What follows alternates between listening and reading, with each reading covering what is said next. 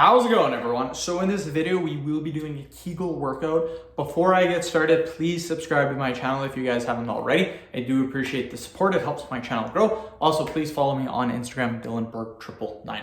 So the exercise that we will be doing today is going to be a squat hold, just normal, not on the wall, nothing like that, just a normal squat hold. 10 seconds, 10 sets. This is a very good exercise for your Kegels. I love doing this exercise. It's very, very fun to do. And you feel it in your Kegels really well. So let's get started. We'll do 10-second holds. So again, we're just gonna be going like this. We're gonna be holding for 10 seconds, just like this, just on the ground, squat hold. So again, 10 seconds. To be honest, I could hold this position probably for 5 minutes straight. But again, it's not about me, it's about the average person. You can hold it longer, perfectly fine, do it. But again, 10-second holds for most people, you should get a good feeling in your Kegel muscles. So one thing I want to talk about today is my weight loss and retiring. I am just through the roof. I'm super excited, I'm super pumped. I want to be semi-retired. I will be semi-retired by next year. So I'm super, super happy. I will be 28 next year, and I can officially say it, I am semi-retired. So what does semi-retire mean? It just means you still work a little bit like part-time, but you don't work full-time anymore. So I mean, that's dope. A lot of people are like 65, 70, semi-retired. So I mean, I'm only 28, I'm super happy about that. And you guys are probably wondering, how in the hell can you do that? Like, what are you doing? So I will tell you in a bit. Let's just do this first.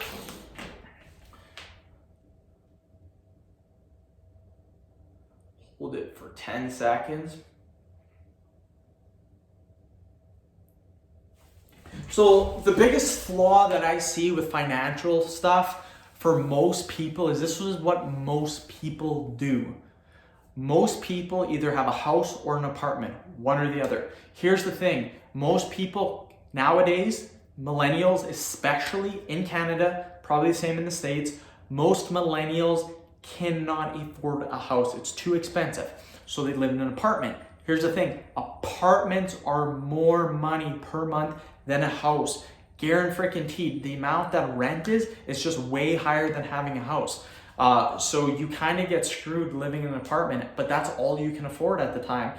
And then generally what happens is that apartment rent eats away at people and they can't really save any money, so they really can't ever afford a house.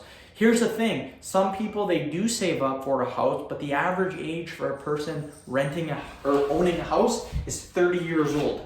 That's what the average age is. Between 30 to 35, one of those ages. I think it might have been 32, 31, maybe 30. Anyways, in between 30, 35. So that's the average person owning a house, just buying a house, just getting around to buying a house. Then they take a 5% down payment. They do 5% down payment, which is a nightmare. I would never freaking do that. So what happens? 5% bare minimum down payment. Your freaking mortgage rates are through the freaking roof. On top of that, most people own a vehicle that is way too much money, and they're paying bi-weekly or monthly payments on that too. And generally it's a $40,000 or $50,000 truck or $20,000, $30,000 car that, again, they put no money down. So now they got bills on their mortgage, bills on that, and other bills too. So they don't really ever get ahead. They just keep paying off their debt. Here's the thing, next year, no debt for me. My house will be officially paid off. So I'm super pumped. I was really smart with my money at a young age, saved, did some investments, and now I'm killing it. I don't need to work full time anymore.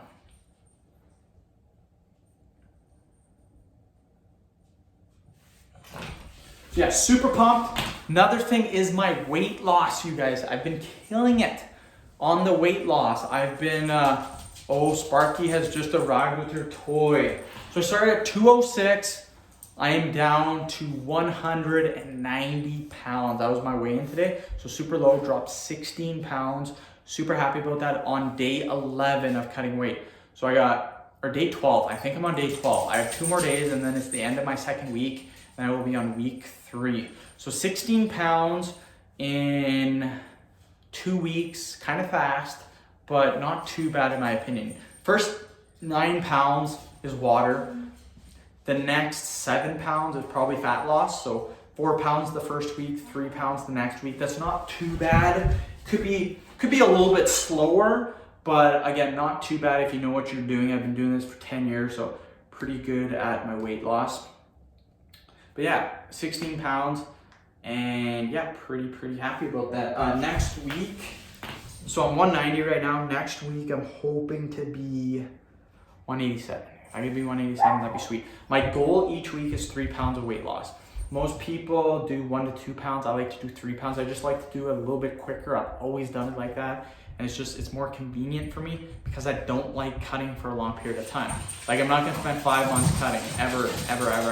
The most I think I've ever cut is 2.5 months or 3 months. And that was way too long. Like, I didn't like that. Most of my cuts are like 1.5 months, 2 months. And that I can still drop like anywhere from 20 to 30 pounds. So, do another 10-second hold. But yeah, my goal for the weight loss is to get to 170. So the way that works out, I'm on week 2, 190, got 20 pounds to drop. So if I lose 3 pounds per week, 20 pounds will take me 7 weeks. So in 9 weeks, I will be completely down to 170. So 2 months and 1 week. That's pretty damn good to drop 36 pounds. That's pretty dope. But again, 36 pounds, it's not really 36 pounds because you gotta minus like the 9 or 10 pounds of water weight. So technically it's like 26 pounds. So then you think about 26 pounds, 9 weeks, that comes out to, again, roughly a little under 3 pounds per week. And that's perfect. That's what you wanna be at. For me anyways, some people do 1 pound per week, which is okay for some people. They like to do it super slow. That's okay if you want to spend 5-6 months cutting. I'm okay with that if you're happy with that, but I just don't want to be in a caloric deficit for that long. Even 2 pounds per week is not too bad. But again, I like to be different. I like to do the 3 pound. But again, that's assuming everything goes good.